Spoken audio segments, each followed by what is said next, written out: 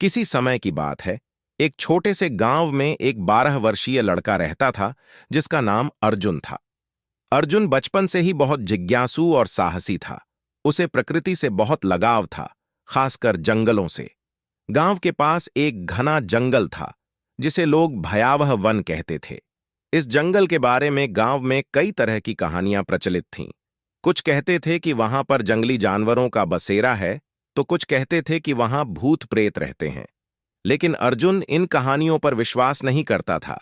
उसकी रुचि इस जंगल को करीब से देखने और उसकी गहराइयों में छुपे रहस्यों को जानने में थी। अर्जुन का परिवार खेतीबाड़ी करता था। उसके माता पिता ने कई बार उसे समझाया कि वह जंगल की तरफ न जाए, लेकिन अर्जुन की जिज्ञासा बढ़ती ही जा रही थी।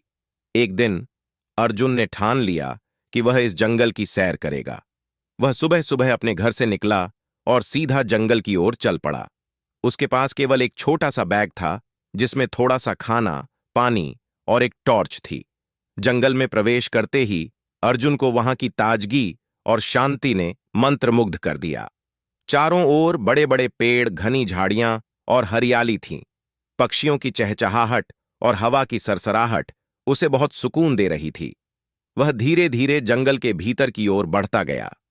चलते चलते उसे रास्ते में कई तरह के जानवरों के पदचिह्न दिखाई दिए, जिन्हें देखकर उसे इस बात का एहसास हुआ कि वह एक अज्ञात और रोमांचक सफर पर है। जंगल के अंदर जाकर अर्जुन को एक छोटी सी धारा मिली, जिसके पास बैठकर उसने कुछ देर विश्राम किया। उस धारा का पानी बहुत ठंडा और मीठा था। पानी पीने के बाद उसने अपने बैग से खाना निकाला और खाने लगा। तभी उसे एक अजीब सी आवाज सुनाई दी। वह चौकन्ना हो गया और चारों ओर देखने लगा। उसे लगा कि शायद कोई जंगली जानवर उसके पास आ गया हो, लेकिन जब उसने ध्यान से सुना तो वह आवाज किसी जानवर की नहीं थी, बल्कि किसी इंसान की तरह थी। अर्जुन ने आवाज की दिशा में जाने का फैसला किया। कुछ ही दूर चलने पर उसे एक पुराना मंदिर दिखाई दिया, जो जंगल के बीचों बीच था। मंदिर बहुत पुराना और खंडहर जैसा लग रहा था, लेकिन उसमें से धूप और अगरबत्ती की खुशबू आ रही थी। अर्जुन धीरे धीरे मंदिर के अंदर गया और उसने देखा कि वहां एक बूढ़ा साधु बैठा हुआ था। साधु ने अर्जुन को देखा और मुस्कुराते हुए उसे पास बुलाया। अर्जुन ने साधु को प्रणाम किया और पूछा, बाबा, आप यहां इस घने जंगल में अकेले कैसे रहते हैं? साधु ने हंसते हुए कहा, बेटा, यह जंगल ही मेरा घर है। मैं यहां प्रकृति के साथ रहता हूं और उसकी गोद में सुकून पाता हूं। अर्जुन ने साधु से पूछा, बाबा, लोग कहते हैं कि इस जंगल में भूत प्रेत रहते हैं, क्या यह सच है?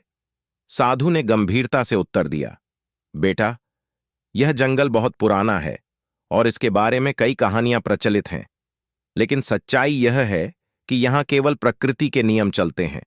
अगर तुम प्रकृति का सम्मान करोगे तो वह तुम्हें कोई नुकसान नहीं पहुंचाएगी। अर्जुन को साधु की बातें सुनकर बहुत शांति मिली। उसने साधु से जंगल के बारे में और भी बातें जानी और कुछ समय उनके साथ बिताया। साधु ने उसे जंगल के पेड़ पौधों और जानवरों के बारे में बहुत सी रोचक बातें बताईं।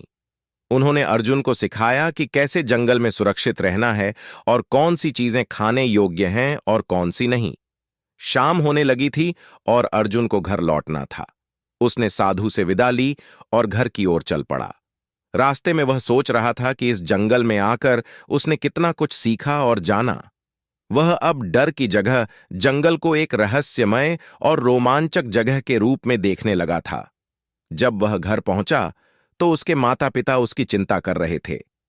अर्जुन ने उन्हें अपनी यात्रा के बारे में सब कुछ बताया और आश्वस्त किया कि जंगल में कोई भूत प्रेत नहीं है।